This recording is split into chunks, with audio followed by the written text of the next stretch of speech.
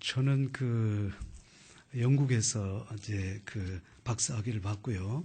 제일 먼저 어디에 있었냐면 서울에 있는 장로회 신학대학교라고 바로 거기에서 이제 연구원으로 그렇게 시작을 했습니다. 그리고 있다가 한 몇 년 있다가 대구에 있는 영남신학대학교라는 곳에서 교수를 한 3년 하고 그 뒤에 이제 이 부산 장신대로 와서 근 20년 정도 했으니까 벌써 이제 교수 생활만 한 지도 25년 일이 지났다. 그렇게 볼 수 있겠죠.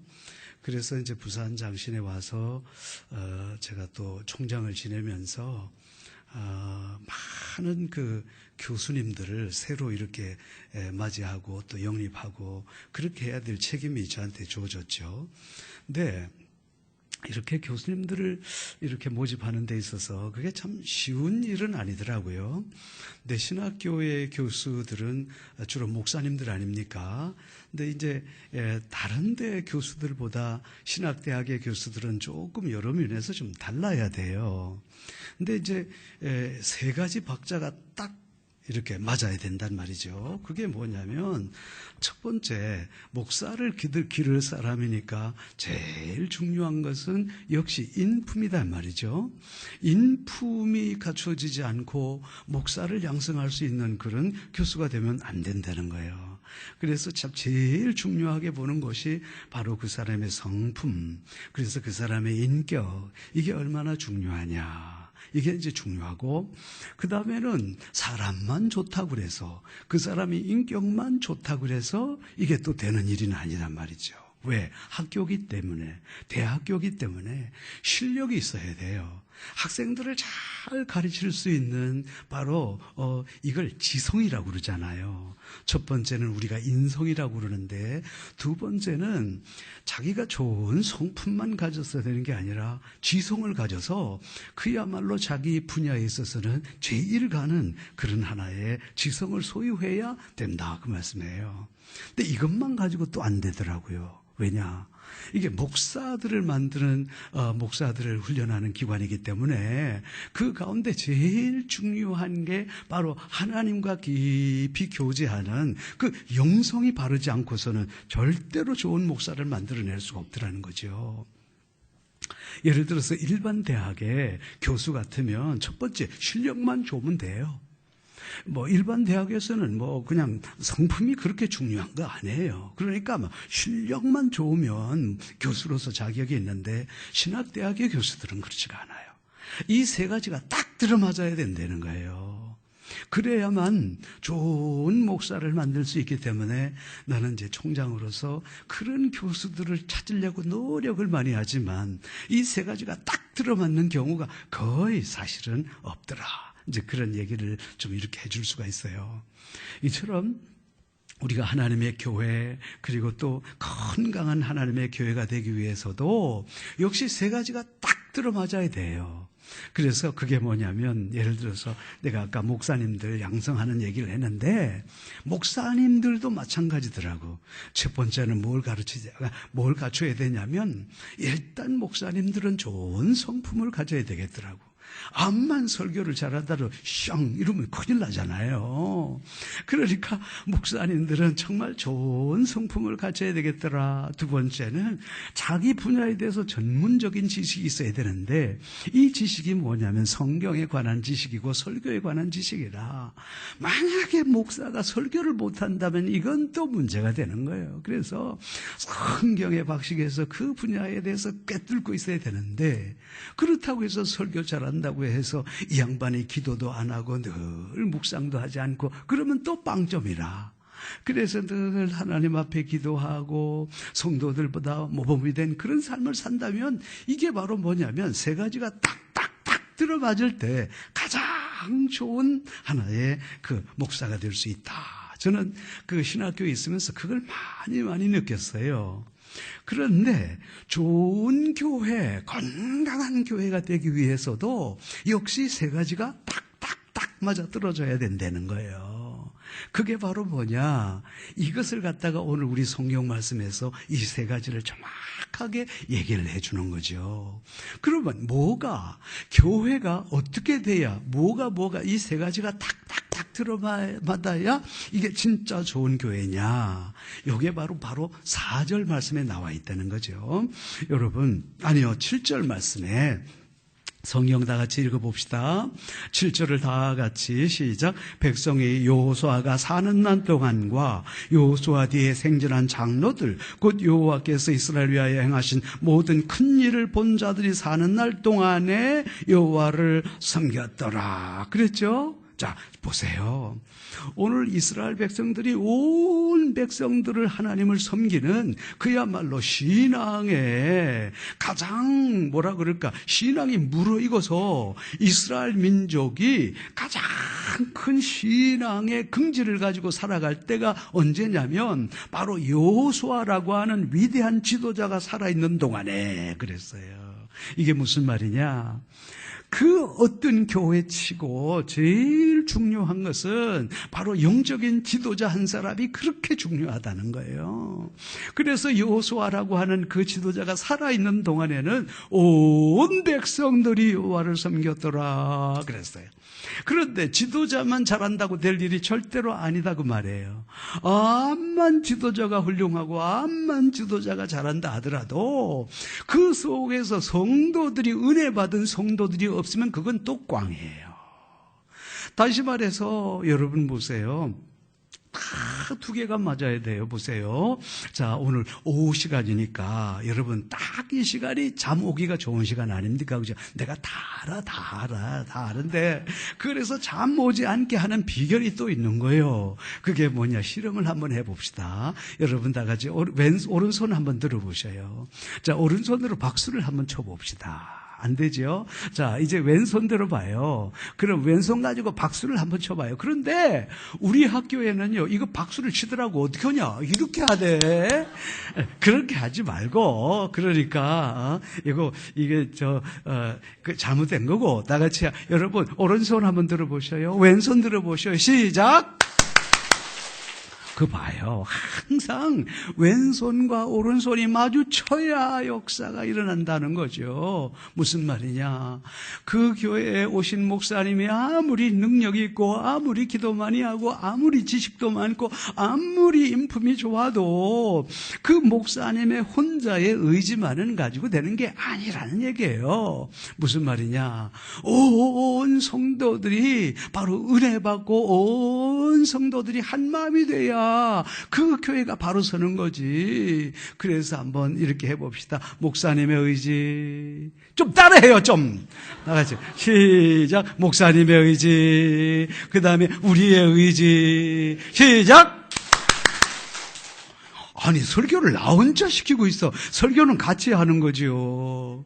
아무리 목사님이 교회를 부흥시키기 위해서 하는 열정이 뜨겁더라도 성도들의 가슴이 냉랭하면 안 되는 거예요, 그거는.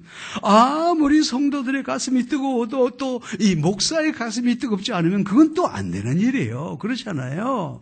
그런데 오늘 이 말씀에 보니까 바로 이스라엘에는, 공동체에는 여호수아라고 하는 위대한 지도자가 있었어. 그런데 그 뒤에 뭐라고 그러냐면 이 위대한 지도자만 있었을 뿐 아니라 7절 말씀해 보면 여호수아 뒤에 생존한 장로들 곧 여호와께서 이스라엘 위하여 행하신 모든 큰 일을 본 자들이 사는 날 동안에 여호와를 섬겼더라고 그랬어요. 무슨 말인지 알아요? 은혜 받은 성도들이 많았다고 말이에요.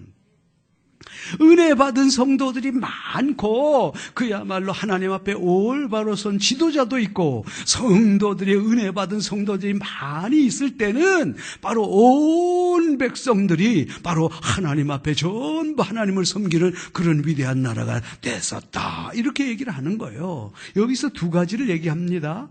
우리의 건강한 교회, 좋은 교회라고 하는 것은 누구보다도 정말 이 인성과 지성과 지성과 영성을 가진 지도자가 필요하고, 두 번째는 뭐냐면 거기에 맞게 모든 성도들이, 은혜 받은 성도들이 많이 있는 교회, 그 교회가 참 건강하고 좋은 교회다, 그렇게 얘기를 하고 있단 말이에요. 그런데 여기서 한 가지가 중요한 게 있습니다. 말씀을 읽어받아 보니까 여러분 보세요. 10절 다 같이 한번 읽어갑시다. 시작. 그 세대의 사람도 다 그 조상들에 돌아갔고 그 후에 일어난 다른 세대는 여호와를 알지 못하며 여호와께서 이스라엘 위하여 향하신 일도 알지 못하였더라. 이렇게 됐어요. 이게 무슨 말인 줄 아십니까? 여러분, 온 백성들이 하나님을 섬길 때에 여기에서 하나 숨겨져 있는데, 첫 번째는 뭐냐면 다시 말해서 영성과 지성과 이 모든 것을 겸비한 위대한 지도자 여호수아라는 사람이 있었고, 바로 거기에는 은혜 받은 성도들이 많이 있었을 뿐만 아니라, 그리고 이 세대는요, 그 다음 세대에 오늘의 이 신앙 공동체가 철저하게 뭘 했냐, 다음 세대 이 교육을 철저하게 했단 말이에요. 그런데 어떤 일이 있었는가 하니까 여호수아 죽었다고 그랬죠. 그렇죠?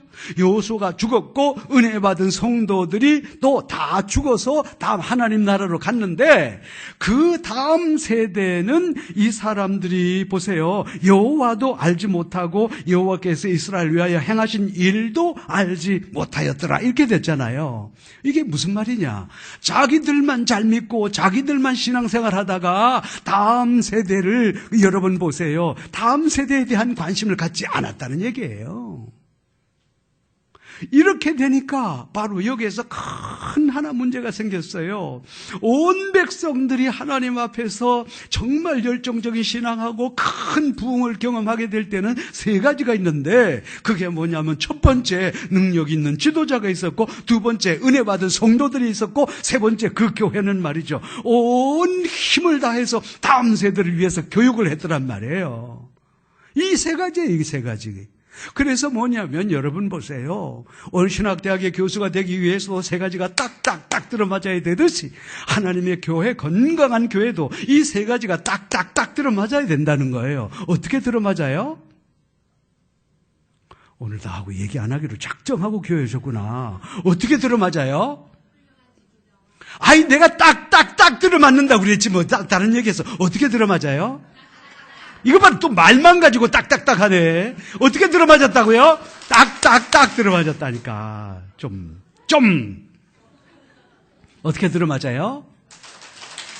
딱딱딱 들어맞아야 된단 말이에요. 여러분, 이 세 가지 중에 한 개라도 갖추지 않으면 그거는 부흥하는 교회, 능력 있는 교회가 안 된단 말이에요. 여러분 보세요. 그 하나라도 빠지면.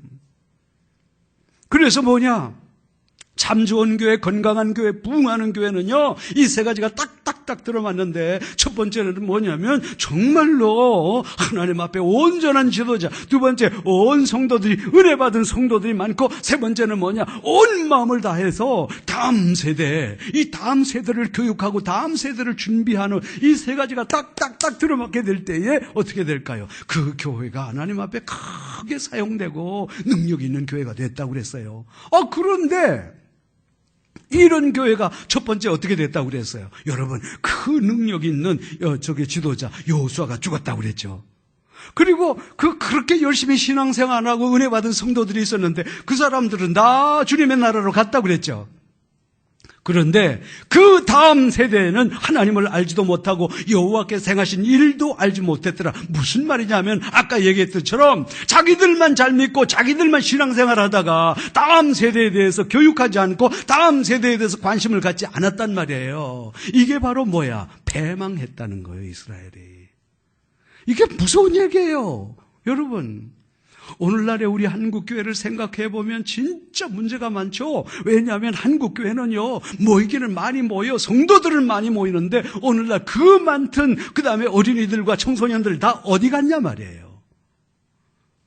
여러분, 내가 예언을 합니다. 앞으로 이대로 가다가 한국교회가 20년 뒤에 어떻게 될지를 모릅니다. 여러분, 얼마나 심각한 줄 아십니까, 지금요? 오늘날 주일학교가 없는 학교, 주일학교가 없는 교회가 한국교회 50%가 넘는다 그 말이에요. 어린이 유아부가 없는 데는요 70%가 넘어요. 여러분, 자, 우리 불과 30년 전만 하더라도 우리 한국교회는 어린이들이 바글바글 했잖아요. 왜 이렇게 됐을까? 물론 출산율이 감소하는 것도 있어요. 그러나 출산율만 감소했다고 해서 이게 문제가 생기는 건 아니란 얘기예요.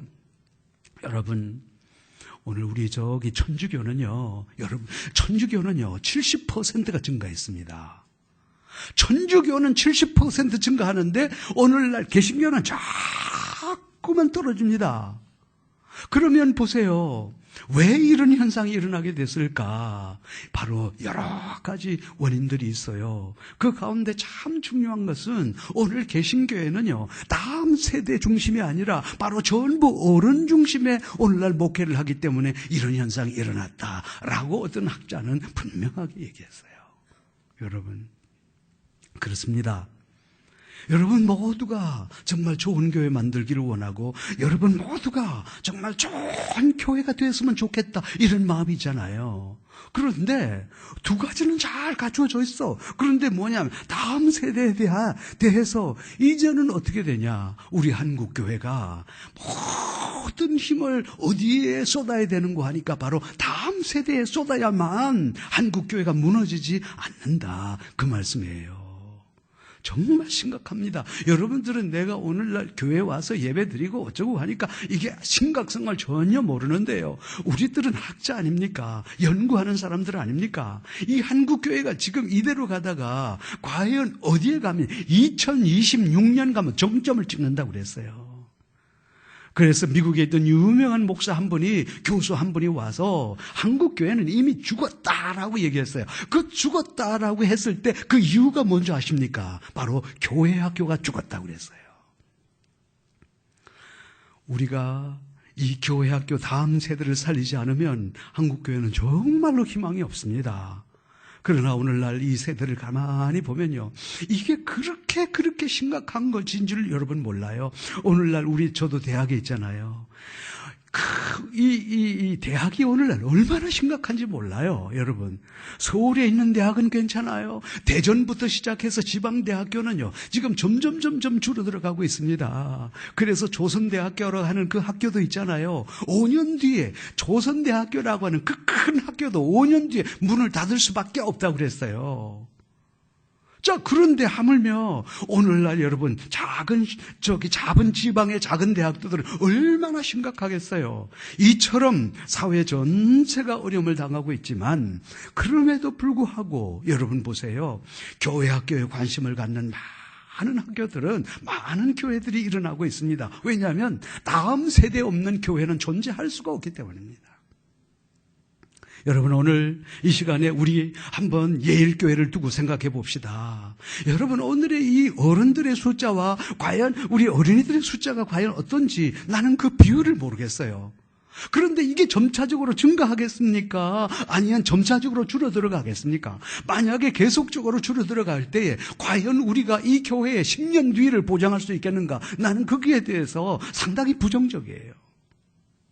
그러므로 오늘 정말 생각이 있는 교회라면, 정말로 교회를 걱정하는 교회라면 이제는 뭐냐, 온 힘을 우리가 다음 세대에 기울여야만 이게 우리가 가능성이 있다, 이렇게 보는 거죠. 나는 오늘 교사 헌신 예배라고 그래서 말이지, 교사들에게 사명감을 가져라, 교사들이 열심히 해라, 여러분 그런 소리 절대로 안 할 거예요. 왜냐? 교사들만 잘한다고 될 일이 아니에요, 이건요. 교회 전체가 교회에 대한, 교육에 대한 관심을 갖지 않으면 여러분 아무 소용이 없어요. 아무리 교사들이 열심히 한들 소용이 없다고 말이에요. 온 성도들이, 장로님, 권사님, 집사님, 안수집사 할 것 없이 온 성도들이 진짜 우리가 다음 세대에 없는 교회는 존재할 수 없다라는 것을 우리가 인식해야 되고, 거기에서 그러므로 말미암아 온 힘을 기울여서 교사들을 지원하고 우리 유아 청소년부들을 지원하고 온 교사들이, 우리 교회 성도들이 내가 교사라고 하는 그런 마음 갖지 않으면 우리가 다음 세대가 없어지게 된다는 거예요. 내가 어느 교회라고 얘기하지 않겠습니다만은 저기 우리 진주 쪽으로 가다 보면 그 교회가 하나 있는데요. 그 교회가 참 특이한 교회예요. 뭐냐? 성도들은 100명인데 교회 학교 애들이 500명이에요. 네, 이렇게 얘기하면 여러분들이 놀랄 줄 알았어요. 근데 아무도 안 놀래요. 참 신기하다요. 다시 하겠어요. 성도는 100명인데 그 다음에 애들이 500명이래요. 그래. 놀랄 줄 알면서도 안 놀라는 게 여러분이 얄밉다 이거예요. 나는 지금. 왜 이런 교회가 됐을까? 왜 어떻게 하다가 이렇게 됐을까? 바로 그게 뭐냐면 이 성도들이 스스로 몸을 느낀 거예요. 이대로 가다가 우리 한국교회 큰일 나겠다. 그래서 우리 교회는 이제부터 어떻게 되냐면 바로 성도들이 중심이 아니라 바로 다음 세대를 위해서 총력을 기울여야 되겠구나 생각해가지고 그때부터 온 성도들이 바로 교사가 된 거예요. 온 성도들이 한 명도 빠지지 않고 전부 교사 훈련을 받고 전부 여기에는요, 참 놀랍게도 80 넘은 할머니까지도 교사를 하고 있다는 사실이에요. 이봐요, 또 안 놀래잖아. 이 교회는요, 정신을 바짝 차린 교회예요. 어떻게 정신 바짝 차린 교회냐? 이 교육만이 살 길이구나. 그리고 난 다음에 여러분 보세요. 온 성도들이 교사 훈련을 받고 어린이를 위해서 기도하고 그래서 이 교사들이 100명의 교사들이 훈련을 받고 하기 시작하는데 그래서 이 교사들이 처음에는 1명, 2명 시작해서 그 교사들이 1명, 2명, 3명, 4명, 5 그러니까 교사가 100명이니까 여러분 보세요. 5명씩만 하니까 500명이 안 됩니까? 그래 안 그래요? 여러분 이게 불가능한 일이라고 여러분 생각하시잖아요. 불가능한 일이 아니다 이 말이에요. 그럼 어떻게 가능했냐? 이유는 간단한 거예요. 온 성도들이 어떻게 됐다? 교사가 되니까 가능하더라는 거예요. 왜? 다음 세대가 무너지면 교회가 무너진다는 말이에요. 다음 세대가 무너지게 되면 우리 교회는 존재할 수가 없기 때문이다 그 말씀이에요. 여러분 오늘 우리 예일교회도 그런 각오가 이게 있어요. 다음 세대가 무너지면 우리 교회가 무너진다. 여러분 이것이 교사들만 가져서 될 일입니까? 아니잖아요. 온 성도들이 그야말로 다음 세대가 무너지면 한국교회가 무너지고 다음 세대가 무너지게 되면 바로 예일교회가 무너지고 다음 세대가 무너지면 예일교회 미래가 없어지게 되는 거예요. 그러나 생각을 바꿔봅시다. 만약에 온 성도들이 다음 세대를 위해서 기도하고 온 성도들이 교회학교를 위해서 기도하고 온 성도들이 마음을 합쳐서 교회학교 이렇게 될 때에 여러분 보세요. 교회학교가 부흥될 때 어떻게 될까요? 그 애들 삽시간에 커버려요. 5, 6년만 지나봐요 애들요. 중학생이요. 5, 6년만 지나봐요. 가을한다. 그런데 5, 6년만 지나가면 어떻게 돼? 얘가 대학생 될 거 아닙니까? 삽시간입니다. 삽시간이요. 여러분들이 좀 우리의 생각을 좀 달리 해야 된단 말이에요. 여러분. 그렇게 되면 어떻게 될까요? 5, 6년이 지나게 되면 교회의 판도가 달라지고 5, 6년이 지나면 10년이 지나면요. 교회가 완전히 다른 모습을 하게 된다는 거죠. 그게 뭐냐? 딱 하나야. 딱 하나. 전 성도의 교사화 말이죠. 내가 또 이렇게까지 얘기하는데 그래 너는 시부리라 난 그냥 앉아있게 이렇게 또 하는 성도들이 있을 수 있다는 거죠. 그러면 소망이 없는 거예요. 그건 소망이 없어요. 우리가 어떤 마음을 가져야 되냐? 아니 시골에 있는 그 교회도 하는데 우리 못할 게 뭐 있어? 그러니까 니들이 하냐? 우리도 한번 해보자. 이런 의식이 우리 속에 있어야 되는 거예요. 한번 따라합시다. 우리도 한번 해보자. 손 좀 이렇게 내봐요. 우리도 한번 해보자. 옆 사람 보고 니도 한번 해봐라. 그래. 아니 가들도 하는데 우리가 못할 게 뭐 있어? 안 그래요? 가들도 자꾸 가을한다. 가들도 하는데 우리라고 못할 게 뭐 있어요? 있잖아요. 할 수 있단 말이에요. 어떻게 될 때 온 성도들이 마음을 모아야 된다는 거예요. 이거는 목사님만 교육에 관심을 가져서 되는 게 아니에요. 장로님들만 막 교육해서 될 일이 아니란 말이에요.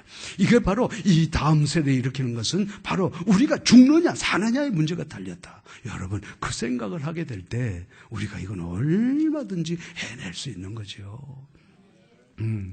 나는 지금까지 교사 헌신 예배 와서 인도해달라는 얘기를 얼마나 많이 듣는지 몰라요. 그런 데 가서 막 교사가 이렇게 헌신해야 되고 교사가 이런 열정을 가지고 난 그런 소리 안 해요. 천날 백날 해봤자 소용이 없어요. 소용이 없어. 왜냐? 성도 전체가 교회 전체가 교회에 관심을 갖지 않는데 교사들만 막 부산말로 쇠가 빠지게 해봐요. 그게 뭐 무슨 소용이 있는 거.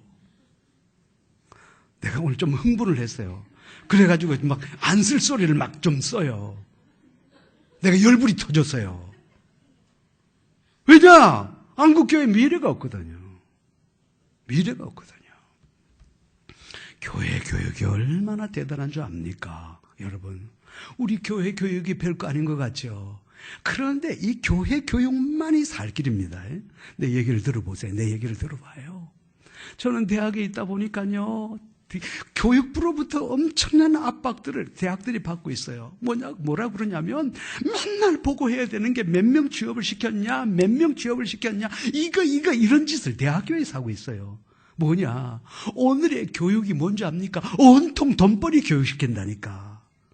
그래, 이거 하면 취직 잘 되고, 이거 하면 취직 잘 되고, 이게 전망이 좋고, 온통 그렇게 해가지고, 교육부에서 한다는 짓이 뭐냐면, 맨날, 교육을, 그 다음에 몇 프로, 그 다음에 취직을 시켰으면, 몇 프로 취직시키면 좋은 대학? 이런단 말이에요. 그럼 사람을 돈 만드는 기계 아니에요, 그거. 그게 교육입니까? 아니요, 그건 교육 아니에요, 나는. 내 맹세코, 오늘 문재인 대통령 교육부 장관이 와서 나 잡아가도 괜찮아요. 나는 그거 교육 아니라고 생각해요. 인간을 만들어야지. 어디 사람을 돈벌이 만드는 기계로 만들어요. 계속 흥분을 하고 있어요, 내가 지금. 교육 아니에요, 그거. 그게 희망이 없어요. 내가 대학에 있는 사람이 좀 분명히 말해서 오늘 그건 교육 아니에요. 참된 인간을 만들어야 되는 거예요. 그럼 어디서 참된 인간을 만들 수 있단 말입니까? 그럼 대학교에서 진짜 인간을 만들어 줍니까? 아니요. 지식만 가르치지. 그러면 진정한 인간을 어디서 만들 거냐? 이건 하나님의 말씀밖에 없어요. 교회밖에 없어요. 참 교육은요, 아무리 생각해도 희망이라고 하는 것은 교육밖에, 우리 교회 교육밖에 없는 거예요. 그래서 우리가 아직도 교회 속에 희망이 있는 거지 딴 데 희망이 있는 게 아니더라고 말이에요. 이 오후 시간이니까 내가 이제 조금 내가 어떻게 해서 이렇게 주의 종이 되고 이렇게 됐나 조그마한 간증을 하나 하고 내가 이제 말씀을 마치려고 그래요. 근데 간증이 5분 만에 끝나는 건 아니에요.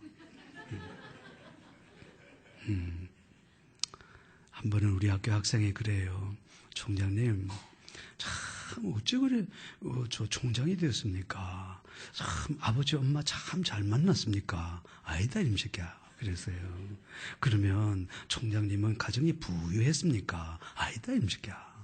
그래서 총장님 어릴 때부터 공부 잘했습니다. 아니다 임새끼야. 그럼 어쩌다가 총장이 됐습니까? 내가 얘기했어요. 내 교회 학교 다니다가 이렇게 됐다. 그렇게 얘기를 했어요. 왜 그렇게 됐을까요? 내 개인적인 얘기를 해서 참 미안합니다. 제가 1955년생이니까 1953년 6.25 전쟁이 끝나고 딱 이때 있다가 태어났어요. 나도 6.25 전후 세대 아닙니까? 진짜 힘들게 살았어요. 여러분, 국제시장의 마지막 장면이 뭐예요? 아버지 내 되게 힘들었습니다. 그게 바로 우리 세대 아닙니까? 참 산다는 게 그래 힘들고 그러다가 보니 우리 아버지가 나는 더 어렵게 살 수밖에 없는 게 우리 아버지가 중증장애인이었어요. 손발을 쓰지 못하는 사람이었어요.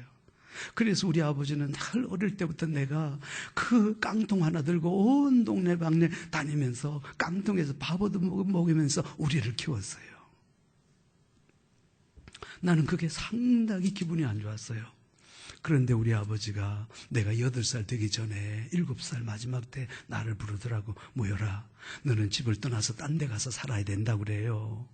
그래서 이게 무슨 소린가 했더니 우리 아버지가 나를 데리고 저기 고성에서요 부산 해운대까지 자전거를 타고 와가지고 나를 보육원에다가 고아원에다가 집어넣어 버렸어요. 왜냐하면 시골에 있으면 초등학교도 못 간다고. 그래, 너는 보육원에 가면 초등학교는 보내준다는 소리를 들어가지고. 그래서 내가 그 어린 나이에 그때부터 난 보육원에서 나 혼자 지금까지 자랐어요. 그때 이게 보육원이 정말 힘들었거든요. 얼마나 구타가 심했는지 애들이 맞아 죽을 때예요. 내가 그 7살, 8살짜리가 보육원에 갔는데 그때부터 애들이 이만한 빠따방맹이 가지고 때리는데요. 그 다음에 방을 50번 쓸고 닦으래. 한 번에 하루에. 그래서 저녁에 와가지고 그 형이 너 몇 번 쓸고 닦았어? 그러면 25번 쓸고 닦았습니다. 그러면 25대를 이만한 강목으로 25대를 때리는 거라. 그 8살짜리 꼬마 궁뎅이를. 그럼 어떻게 될까요? 이게 피가 터져. 아침에 일어나니까 팬티하고 궁뎅이하고 딱 붙었어. 이걸 어떻게 해? 화장실에 가가지고 세수대에 물 떠가지고 거기서 퉁퉁 부를 때까지 해서 그 살점을 떼내서 그때라고. 얼마나 산다는 게 힘들고 눈물 나고 그러는지 이러다가 맞아 죽을 것 같은 생각이 드는 거예요. 그때 정말로 미치도록 보고 싶은 게 우리 엄마예요. 어떻게 하면 내가 엄마 볼 수 있을까라고 생각하다가 우리 엄마하고 늘 교회 가던 생각이 나는 거예요. 그래서 나는 내 발로 보육원에서 내 발로 교회를 갔어요. 누구 만나려고? 엄마 만나려고. 어디서? 꿈속에서라도 엄마 만나려고. 그때 보육원 애들, 진짜 사람들이 보육원 애들이라고 손가락질 많이 했거든요. 저 새끼 보육원 애라고, 저거 똘마이라고, 저 나쁜 놈들이라고, 보육원 애들만 막 그랬어요. 그런데 어떻게 된 게 교회만 갔다 하면 내가 살팔이라는 거라. 왜? 교회만 갔다 하면 다른 사람은 손가락질 하는데 교회만 갔다 하면 너는 거룩한 백성이고 너는 하나님의 백성이고 하나님께서 너를 만들었고 너는 존귀한 백성이라 하지. 교회만 갔다 하면 신나지. 그 중에서 가장 좋았던 것은 교회만 갔다 하면 간식 주지. 아싸. 그래가지고 내가 거기서부터 열심히 교회를 안 다녔습니까? 우리 보육원이 예수 믿는 보육원이 아니었거든요. 내 발로. 제가 초등학교 4학년이 됐는데요. 그때 선생님 한 분이 새로 오셨어요. 어디서? 저 전라도 여수에서. 그런데 그 아저씨가 군인 아저씨였어요. 그때는 설교하게 될 때 전도사님이나 목사님 설교 안 했고 전부 주일학교는 집사님이 설교를 해드렸어요.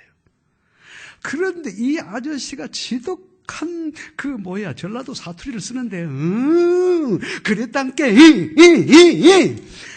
우리 애들은, 경상도 애들은 거기서 배를 잡고 웃는데, 이분이 설교를 하시면요, 그냥 가만히 서서 설교를 안 해.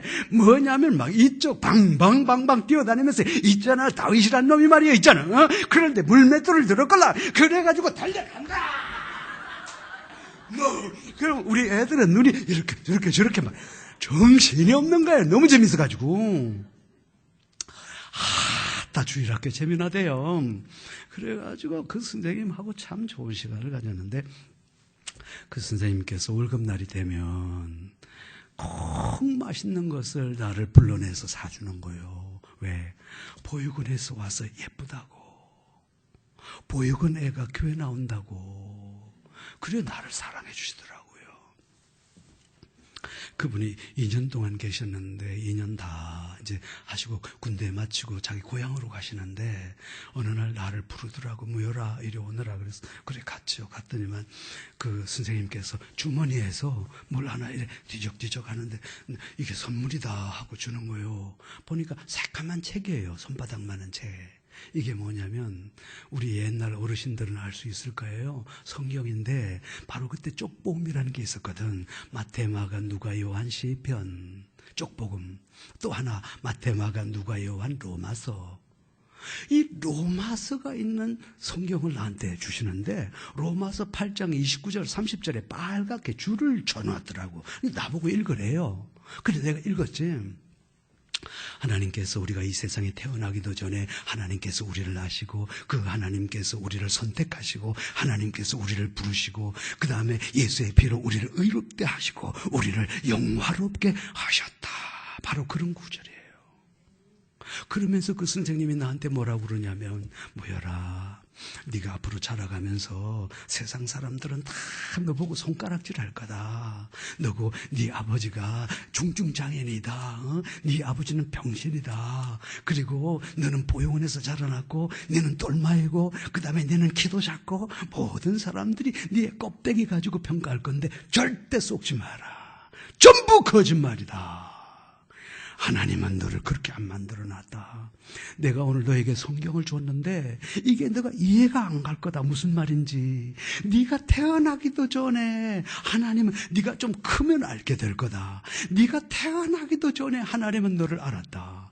네가 태어나기도 전에 하나님은 너는 내 거다라고 정하셨다. 네가 이 세상에 온 것은 네 뜻대로 온 게 아니라 하나님께서 너를 부르셨다. 우리는 죄인인데 예수의 피로 말미암아 우리를 깨끗하게 했으므로 우리는 의인이 됐다. 그런데 그 하나님께서 우리를 영화롭게 하셨기 때문에 너는 영광스러운 사람이다. 너는 영광스러운 사람이다. 너는 영화로운 사람이다. 잊지 마라. 죽을 때까지 잊지 마라. 나는 교회를 다니면서 진짜 내가 누구냐라는 것을 알게 됐어요. 그리고 난 그때부터 그 선생님이 너무 보고 싶을 때마다 그 하나님의 말씀을 내 가슴 속에 품고 그 다음에 이 말씀을 지금까지 내 마음속에 품고 있어요. 나는 늘 어떤 생각을 하게 되냐면 나는 이 세상에 태어나기도 전에 하나님께서 하시고 그 하나님께서 나를 부르셨고 그 하나님이 나를 세상에 부르셨는데 하나님의 일이 나를 있어서 보내셨고 그 하나님께서는 예수의 피로 의롭게 하시고 그 하나님께서 나를 영원하게 했기 때문에 나는 영광스러운 사람이구나. 여러분, 내가 보육원에서 자라나면서요, 이걸 한 번도 지금까지 한평생 잊지 않고 살았다는 거예요. 그 결과가 어떻게 됐을까요? 내가 세상에 온 데는 이유가 있구나. 내가 세상에 왔으면 내가 이 영향력 있는 삶을 살아야 되겠구나. 그때부터 열심히 살았어요. 환경은 어렵지만. 그래서 바로 그 당시에는 대학 가는 때가 아니거든요.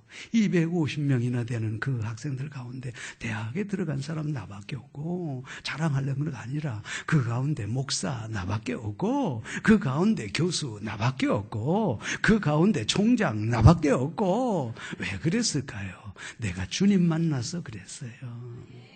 내가 교회에 댕겨서 그랬어요. 여러분, 나는 생각하면서 부산장친의 총장이 될 때 내 눈물이 나는데, 어째 나같이 정말로 내가 예수님 만나지 않았으면 인생의 쓰레기통으로 들어갈 수밖에 없는 내가 어떻게 주의 종이 되고 어떻게 교수가 되고 어떻게 총장이 되고. 여러분, 무엇이 나로 이렇게 만들었냐? 교회가 나를 그렇게 만들었어요. 그 선생님 한 분이 나를 그렇게 만들었어요. 나는 내 인생에 교회가 없었더라면 내 인생은 진작 쓰레기통으로 들어갔죠. 내 인생에 교회가 없었더라면, 교회 학교가 없었더라면요, 나는 수많은 사람들에게 영향력을 주는 그런 사람으로 여러분 서지 못했어요. 얼마나 교회 교육이 중요합니까? 여러분, 오늘날 이 세상에 교육에 희망이 없습니다. 정말로 아무리 생각해봐도 희망이 없어요. 그럼에도 불구하고 아직까지 희망을 줄 수 있는 것은 우리가 교회 교육이란 말이에요. 그래서 제가 진짜 열심히 살았죠. 그래서 아주 늦게 야간고등학교 나와가지고 그 다음에 아주 늦게 30이라는 나이가 늦게 또 대학을 하고 대학원을 하고 그 다음에 영국에 가서 영국에 그 영어로 여러분 공부한다는 게 그렇게 쉬운 일이 아니잖아요. 영국에 박사하기가 그렇게 쉬운 일이 아니잖아요. 거기서 생선장사 하면서 끝까지 포기하지 않고 박사학위를 받고, 여러분 그 과정을 겪고 난 다음에 하나님께서 나를 이렇게 사용하시더라, 그 말씀이에요. 그래서 교회는 내 속에 도전 정신을 줬어요. 절대 포기하지 아니하고 할 수 있는 이 모든 것들을 우리 교회 학교에서 배운 거예요. 자, 이제 슬슬 말씀을 마쳐가려고 합니다. 그런데 이제 제가 아까 얘기했죠.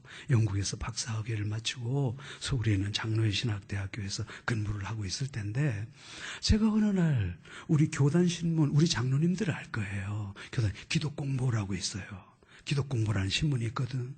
그 한국 기독공부라는 신문을 딱 보는데 거기에 나를 가르쳐준 선생님 이름이 적혀 있는 거예요.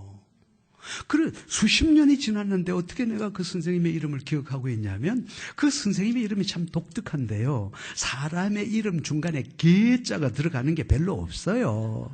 그런데 이 선생님의 이름이 개자가 들어갔어. 뭐냐면 서계현 목사야. 근데 그 목사 되더라고.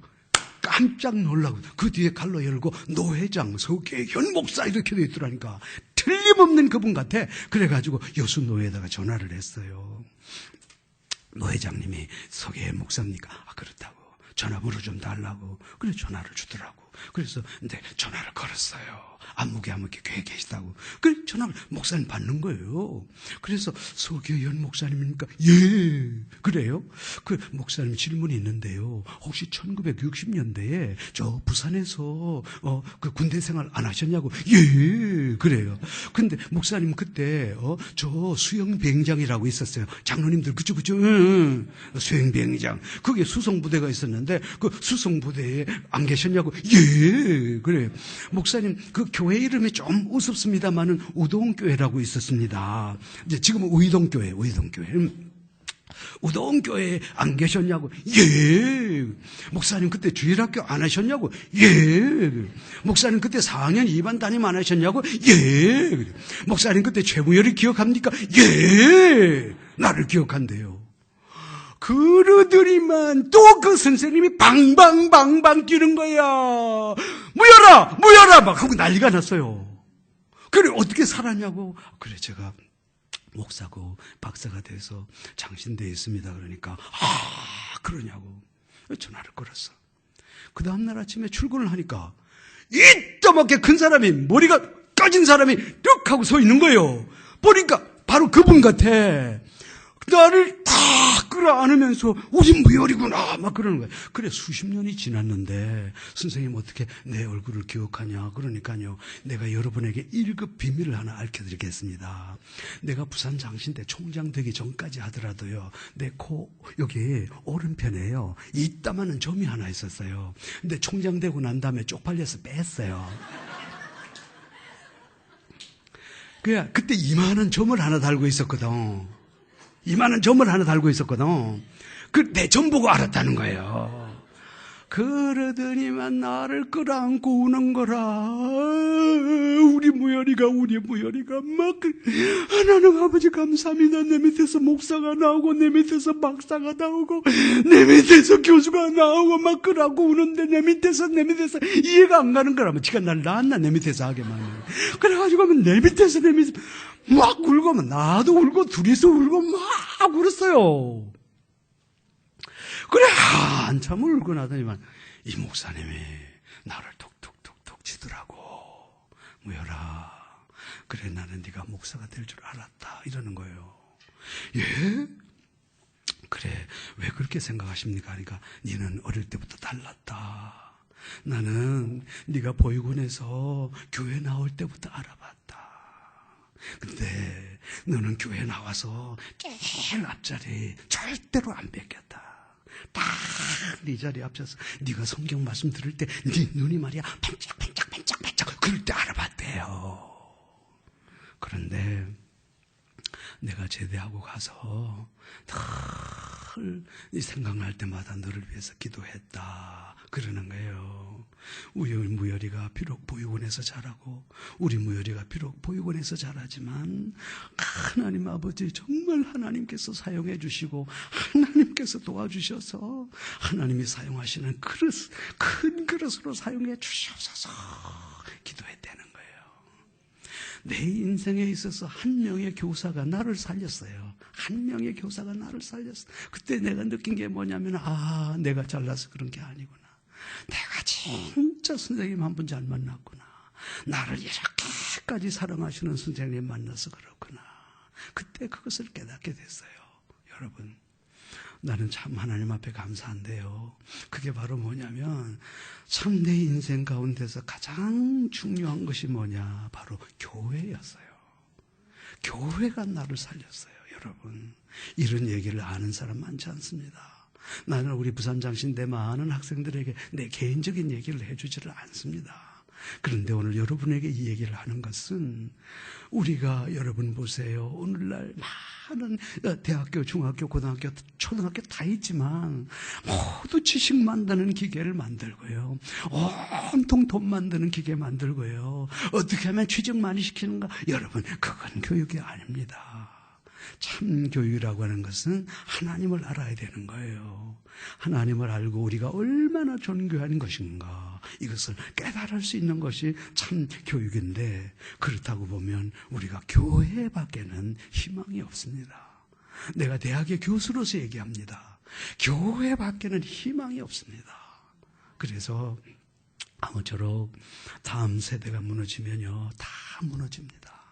여러분, 우리 교회가 온 마음으로 다음 세대를 위해서 기도하고 준비하지 않으면 우리 교회는 미래가 없는 거예요.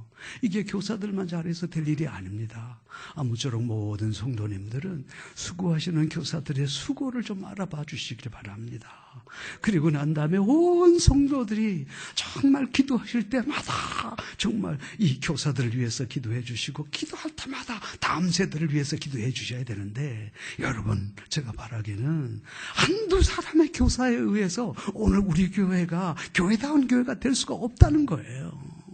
할 수만 있는 대로 여러분 마음속에 결단하셔서, 그렇구나, 내가 지금 오늘 60이 될지라도 80이 될지라도 정말 내가 작은 힘 한 명을 위해서라도 내가 교사를 해야 되겠다 하는 거룩한 부담감이 여러분 마음속에 꼭 있기를 바랍니다. 그래요. 그래서 우리가 이 교회 어떻게 해서 세운 교회입니까? 어떻게 해서 여러분 이 교회를 이렇게까지 세웠냐 말이에요. 다음 세대가 무너지면 희망이 없기 때문에 온 성도들이 힘을 합쳐서 귀한 하나님의 교회 꼭 만들어 가시기를 제가 소원합니다. 기도하겠습니다. 하나님 아버지, 감사합니다.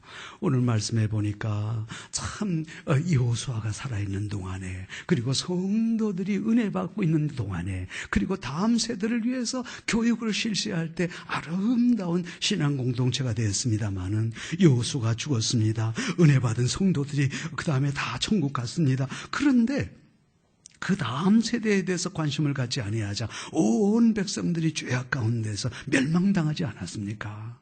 오늘 우리 한국교회가 바로 그런 시점에 놓여 있습니다. 하나님 아버지, 정말로 예일교회가 바로 그런 전철을 밟게 하게 하시고, 이 예일교회가 다음 세대를 위해서 도전하고 다음 세대의 목숨을 거는 교회가 되게 하셔서 아버지 하나님이여, 참으로 든든한 교회, 능력 있는 교회로 세워주시옵소서. 온 성도들이 바로 힘을 합쳐서 이 사명을 감당해 나갈 수 있도록 인도하여 주시옵소서. 예수님의 이름으로 기도합니다. 아멘.